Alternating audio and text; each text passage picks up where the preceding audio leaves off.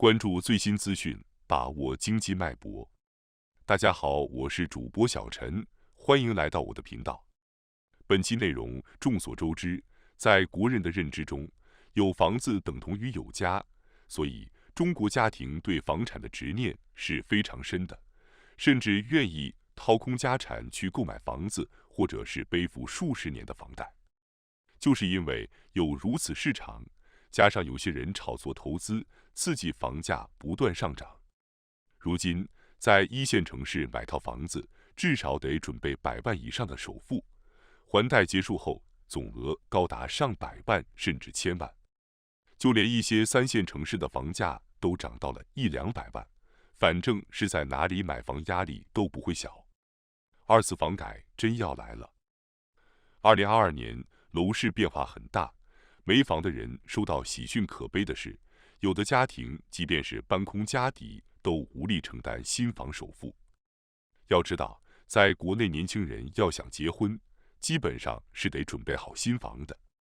就是因为有部分家庭买不起房子，年轻人的婚姻就给耽误了。总而言之，为了一套天价房子，不管是年轻人还是他们的父母，都是倍感压力，幸福指数有所影响。政府一向重视民生问题，看到房价给老百姓增加了如此大负担后，决定推出二次房改。此举意味着2022年楼市变化会很大，对于没房有购房计划的家庭是个好消息。二次房改真要来了。2022年楼市变化很大，没房的人收到喜讯。政府的二次房改计划第一步就是打击炒房行为，因为这是房价不断上涨的重要推动力。有些人买房不是为了住，而是投资。方式很简单，本来这套房子是200万拿下，可随着房价不断攀升，将来涨到250万的时候，转手一卖，就相当于赚回了50万的差价。中途不转售的时候，也能对外出租。现在租房价格也不便宜，基本上房东缴纳的房租就够房东还月供了。为此，炒房可是暴利行业，有不少人就是因为这个方式发家致富的。据悉，有的炒房客尝到甜头后，从炒几套房子变成了炒楼。对于他们而言，是赚得盆满钵满，可这一现象害苦了普通家庭。就因为如此，政府才决定打击炒房行为，好稳定房价。当然，除了警告，政府还计划征收房产税。相信炒房成本增加后，炒房客肯定会有所收敛。第二步是增加房子种类。如今市面上大部分是商品房，在房子种类的约束下，商品房价格越来越高。为此，政府扩大房屋种类，就有望分担涨价。共有产权房受到了群众们的关注。这类房子指的是产权共有，但买房子的钱只需要承担一半。另外，租房市场也将迎来10年的黄金期，一旦租房群体增加后，年轻人就不愿意买房了。需求减少后，房价自然会有所降温。当然，在国家出手后，房地产市场有所降温，但不代表房价会暴跌。房地产行业是我国经济重要行业之一，一旦该行业急剧衰败，会导致很多人失业，房企会大批倒闭，国家经济也会受到波动。结合以上情况，如果有购房计划的家庭，未来购房压力或有所缓和，但千万不要止步观望，希望看到房价暴跌，这是不现实的。此外，有2胎或以上家庭要注意了，国家为刺激生育率绞尽脑汁，有专家提议为2胎或以上家庭提供购房优惠。孩子的开支负担大，如果购房负担能够减少，确实可以刺激生育率。谁也想不到，持续上涨了20多年的楼市会在2021年出现如此之大的变化，而这也引起了大家对于2022年房价走势的猜测。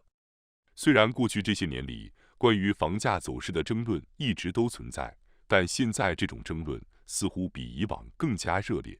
特别是今年前2个月，市场还出现一系列利好消息之后，大家对于房价走势的争论就变得更加明显了。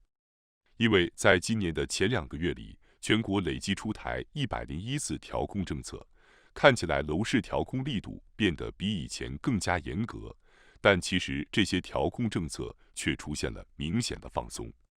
比如说下调房贷利率、降低首付比例等政策，都在一定程度上对房价起到刺激作用。更何况不少城市还出台了购房补贴政策。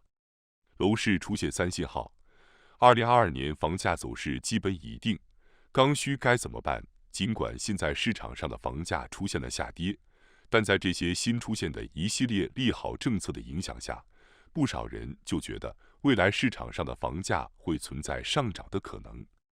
这也是为什么关于2022年房价走势的争论变得比以往更加热烈的原因。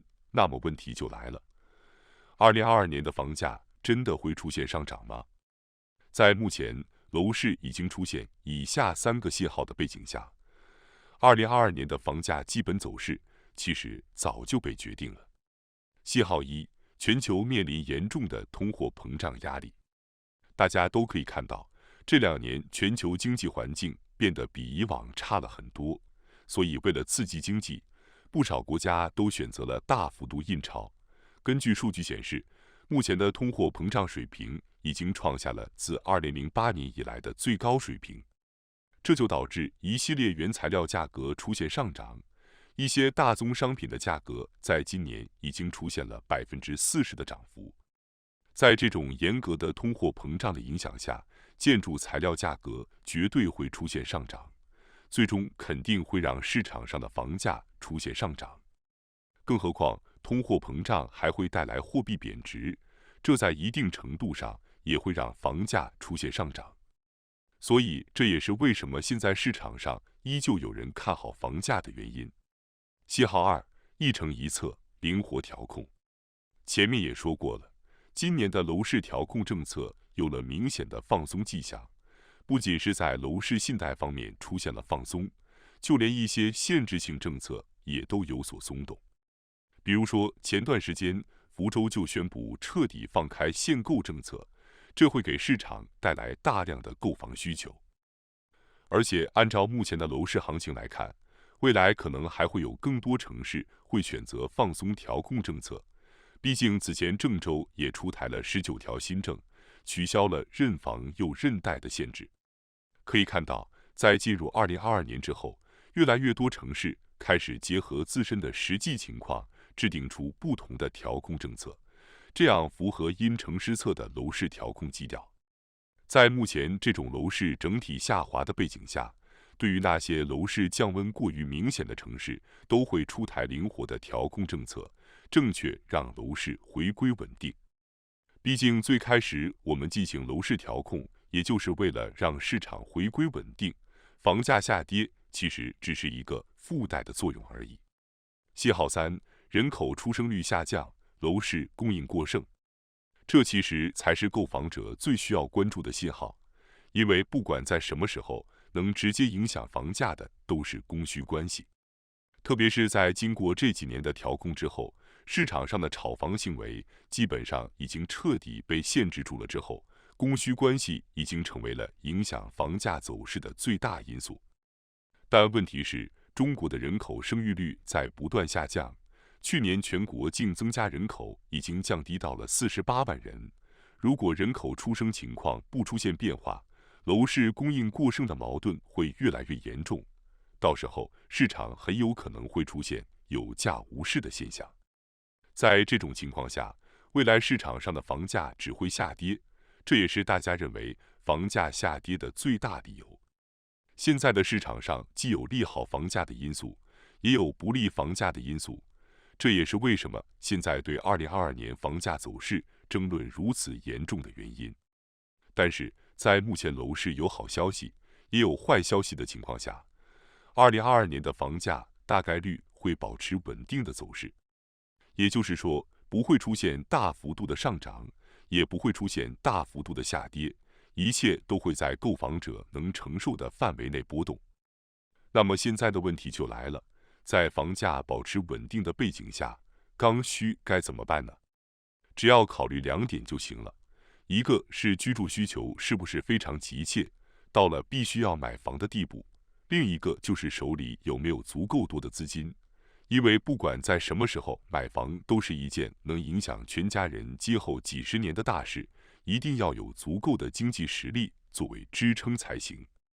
这几年房价飞涨的黄金时代正在成为过去，楼市房价不断下降，不少之前买了几套房的投资群体，如今在手里成了烫手山芋，即还不上房贷，卖出去又亏本。楼市管控越来越严格，目前南宁房价维持在较为稳定的水平，时不时会再降一点，自住群体都还在观望，更不要说投资了，生怕一买就降价。因此，买房能赚钱的观念也在改变，人们不再疯狂看涨、盲目买房，而是逐渐回归理性。一定程度上，投资客也歇息下来，改善群体开始选择优质资产，更看重核心资源配套，在精不在多。刚需群体也相当理性，不是追着低价走，而是看房企靠谱程度，能够保证交付更为重要。理性购房观念的转变，对房地产行业的稳相当重要。楼市经历一番风雨之后，很多东西都在改变着，这对开发商来说是难熬，对购房者来说是利好，而对房地产行业来说，更多是变得更好。随着政策调控，购房主力群体也发生了变化。无一例外的是，这些都是线下真正需要买房的群体。楼市暖风吹，趁着房价未涨，需要买房换房，看对了时机可以下手。不过一定要看好开发商的实力，国字头、央字头的更稳妥，按需购买，理性购房。本期视频就到这了，您对本期内容有什么看法呢？欢迎在下方留言一起讨论，请订阅并分享，我们下期见。